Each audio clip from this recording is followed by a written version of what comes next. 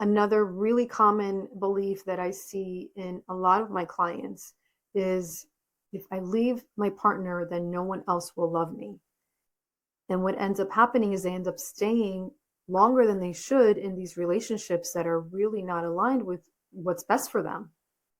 They stay stuck in these relationships. And if they believed that they were lovable, they would have the courage to walk away from these relationships and find the true love that they deserve. So that belief is keeping them from the happiness and the love that they actually deserve and want.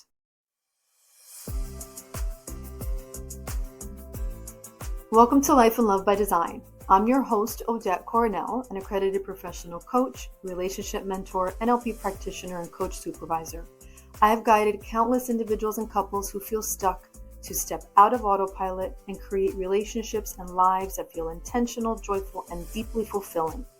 Tune in every Wednesday where I'll share tools, conversations, practical strategies, and fresh perspectives so you can get more intentional about designing a life and relationship that truly fulfills you. So let's dive in.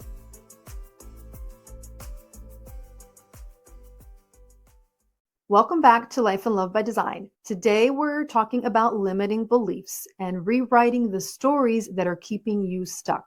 So imagine that you're in the kitchen and you're cooking dinner for your family, and all of a sudden something happens, an accident happens, and you burn yourself on the hot stove. And it's really painful. You never want to experience that again. And you decide that being in the kitchen and cooking is really dangerous and you never want to do that again because you don't want to get burnt. Now you have this belief and time has gone on, and since you believe that being in the kitchen is dangerous, you don't set foot in the kitchen. You won't make yourself any meals. You no longer cook for your family. You don't bake cakes anymore. You just refuse to set foot in the kitchen. You won't even get yourself something to drink from the refrigerator because you believe that being in the kitchen is dangerous. So I know this sounds a little bit extreme, but really this is what limiting beliefs do.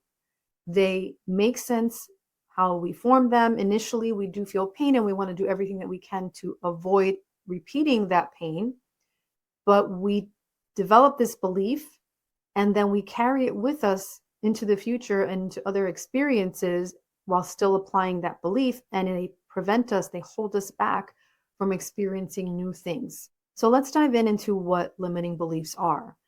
And before we get into the limiting beliefs, let's first start with beliefs. What are beliefs? Well, if you think about it, beliefs are thoughts or stories that we have in our mind, and we form them from things that we've experienced, or maybe our parents or our upbringing or society, just like our values. And we think these thoughts over and over again, or we create these stories and then we accept them as the truth, as our truth. But they're not necessarily truth. They're not a universal truth, but they are things that we believe and we accept as the truth. Tony Robbins talks about global beliefs and he talks about rule-based beliefs. So global beliefs are things like life is fill in the blank. Life is beautiful. Life is a struggle. Life is amazing. Or I am whatever. I am worthy. I am smart. Or people are crazy. People are humble. People are generous. Whatever it is that you believe. Those are global beliefs.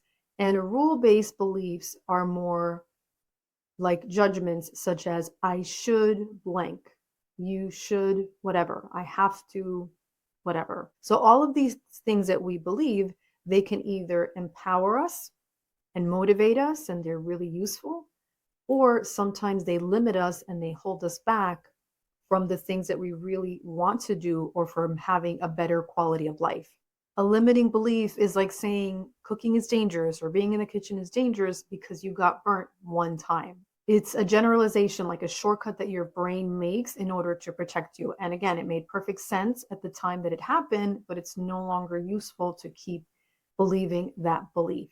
And a few examples of limiting beliefs are I'm not lovable, or I am not smart enough, or I'm too old to do this. Those are all examples of beliefs that if we didn't believe that, what are the possibilities? What will we do instead? And each one of these beliefs started somewhere. They started because of some painful experience that we had, or we got hurt, or maybe our parents told us something, or a teacher, or someone, something happened, and we created this belief or this story. We learned this, and then we just kept it. We kept it all of these years. So think about, what are the things that we're not doing? What are the kitchens that we're not going into because of these beliefs that we have? And why is it so important to be intentional about your beliefs? Well, it's important because what you believe is what you perceive. It's the lens that you look through when you look at situations, and it can either distort the image or it can help you see more clearly. So, for example, if you believe, I'm not successful, I'll never be successful, well, then what's probably going to happen is that you're not going to take advantage of opportunities that come your way to maybe lead to some success. Or if you believe, relationships always end in pain, then chances are you're going to attract partners that aren't aligned with you, and you'll find evidence for it. And it almost becomes like a self-fulfilling prophecy. I know a few people that are afraid of airplanes. They're afraid of flying. They believe flying in an airplane is dangerous. And because they have that belief, it's not whether it's true or not, it's about what that belief is limiting from them. How many vacations have they not gone on with their families? How many new places have they not explored or visited? How many, maybe a special honeymoon or something that they could have had with their partner, but because they have a belief that flying is dangerous, they won't do that. They won't do it. They limit themselves, and then they limit their families as well, or their partners, because that belief leads to, doesn't just impact you, it impacts the people around you. Or a lot of people have beliefs in terms of their body image, or their appearance. The other day, I was talking to my daughter, and she was feeling kind of self-conscious because she's got some acne, and we talked about it, and we uncovered that the reason why she was feeling so bad about her acne and she was avoiding seeing people, she didn't want to see people because of it, is because she believed that if people saw her, they were going to think that she was ugly. And we sat and we explored it a little bit. And the fact that she has an acne breakout is the circumstance, and it's neutral. Her belief that everyone that sees her is going to think that she's ugly is just a belief. It's not true. I see her and I don't think she's ugly. So that's just an example of a belief. And because she had that belief, she kind of was limiting herself, and she was keeping herself closed in and avoiding people and avoiding social situations. And it's just because of a belief, it wasn't true. I even told my daughter, I said, if I imagine I had spinach in my teeth or something in my teeth, and you told me, oh, you've got something in your teeth. What if I created the belief, oh my goodness, she thinks I'm ugly, or she thinks I'm dirty, or I'm not clean because I have spinach on my teeth? Really, the fact that I have something in my teeth is just, it's neutral. It's just a circumstance. You can tell me and I'll just go and remove it, brush my teeth, or floss or whatever. It doesn't mean that I need to develop a belief that people are going to think that I'm ugly or that I'm dirty because I have spinach in my teeth. It's neutral. It's just the circumstance. Another example is, let's say that you get into a little fender bender while you're learning to drive, and then all of a sudden you develop the belief that driving is dangerous, and you decide you're never going to drive because it's so dangerous. Think of all the things that you're limiting yourself from by not driving. What experiences would you have if you didn't have that belief? Think about the places that you can go, the independence that you would have if you just didn't have the belief. Yes, that belief made sense when you got into that little fender bender for you to feel afraid and nervous, and your brain is just trying to protect you. It doesn't want to repeat that feeling, that negative experience. But because you keep thinking that over and over again, and you've developed this belief, now you're suffering that pain over and over again. You're still suffering the consequences of that experience. Whereas if you decided, you know what, I'm going to drive cautiously and do my best to drive safely, then your experience would be very different. Another really common belief that I see in a lot of my clients is, if I leave my partner, then no one else will love me. And what ends up happening is they end up staying longer than they should in these relationships that are really not aligned with what's best for them. They're they stay stuck in these relationships. And if they believed that they were lovable, they would have the courage to walk away from these relationships and find the true love that they deserve. So that belief is keeping them from the happiness and the love that they actually deserve and want. So, how do you reframe a limiting belief? So, let's walk through this. How do we replace and rewrite these stories that we're telling ourselves? So, we'll start one step at a time. And the first thing that you want to do is you want to identify the belief. And I recommend that you start by just noticing all of your beliefs. Maybe sit down for a moment and write down all the beliefs that you notice about yourself without judging whether they're limiting or not, and just kind of become aware of them. And then ask yourself, what area in my life do I feel stuck? And once you're able to find that area and identify that area where you feel stuck, ask yourself, what are the thoughts or the stories behind this stuckness? What is it that I'm believing or thinking over and over again? What stories have I created? So whatever it is that that story is or that belief is, either I'm not good enough, or I'm not good with money, or I'm just really bad at math, or I'm terrible at sports, whatever it is, that's where you're stuck. That's your limiting belief. That's your kitchen, so to speak. And that's the place that you've been avoiding. Next, you want to find the root cause. So take a minute and ask yourself, what's the earliest memory that I have of this belief? What was the first time that I thought this? Where did I learn this? See if you can trace it back. A lot of times it happens in childhood, or it could have been from a heartbreak from a previous relationship. And then when you're able to trace it back to the root of the belief, then you're going to realize that it's really not that irrational. It made perfect sense at the time for you to believe that. So you want to acknowledge that. You want to show yourself some self-compassion. You want to show yourself appreciation and thank the part of yourself that believed that at the time, that was trying to protect you.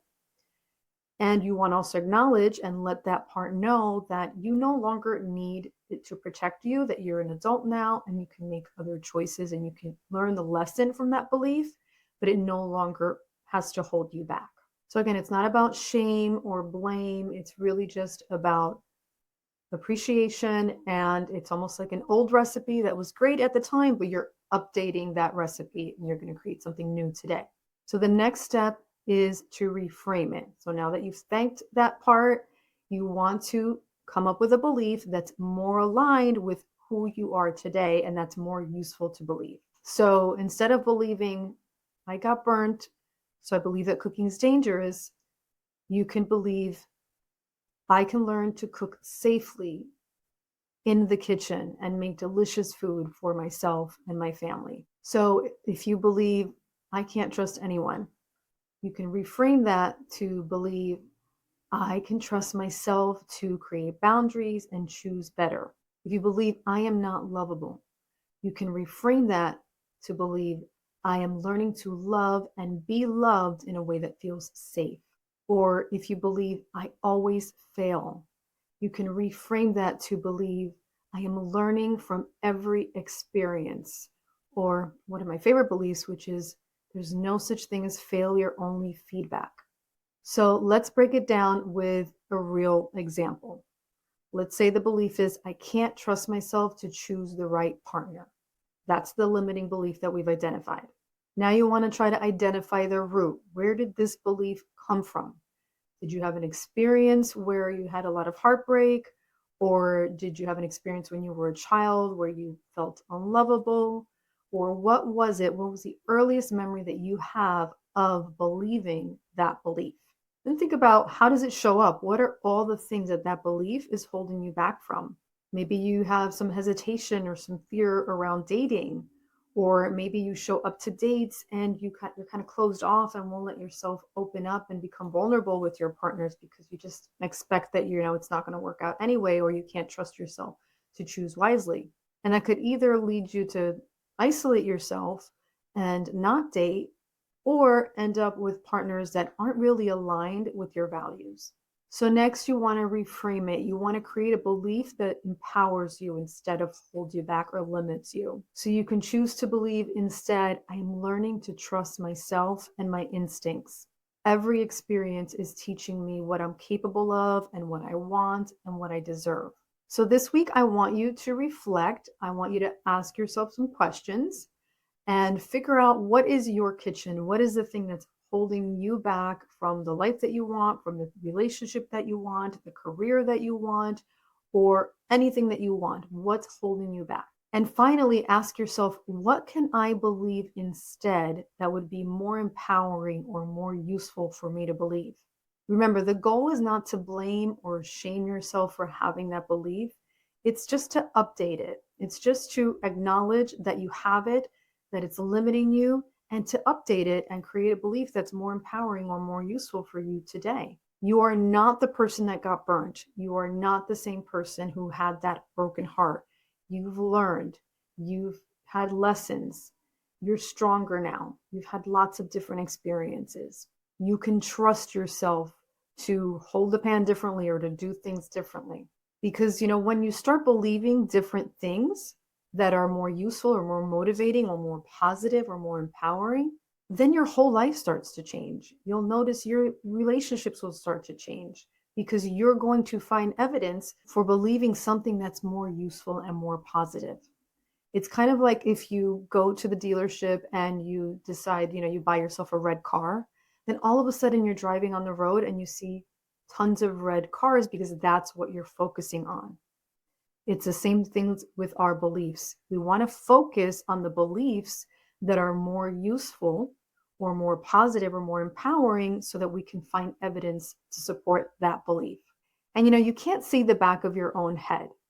And sometimes having the guidance or the support of a coach to help you through this process of finding your limiting belief and reframing it, challenge your thinking, and help you see things that you can't really see for yourself. It really can be beneficial to work with a coach or to someone else to kind of help you and guide you through that process. So if today's episode resonated with you, I invite you to book a free introductory session with me, and together we can explore what exactly is holding you back and find ways to reframe it. You can connect with me through odettecoronel.com. That's where you can book your session, and also follow me on Instagram, Odette Coronel Coaching. So until next time, remember that your life and your love are yours to design. Thank you so much for listening to today's episode of Life and Love by Design with me, your host, Odette Coronel. If anything that you heard today resonated with you, please take a moment to like and share this episode, subscribe, even leave a rating. This helps us grow and reach more amazing people just like you who are ready to evolve and design a life and a love that they want to live. And don't forget to join the conversation on Instagram at Odette Coronel Coaching. I would love to hear your takeaways. And if you don't have Instagram, you can always email me at lifecoach@odettecoronel.com. Until next time, remember your life and your love are yours to design. See you next week.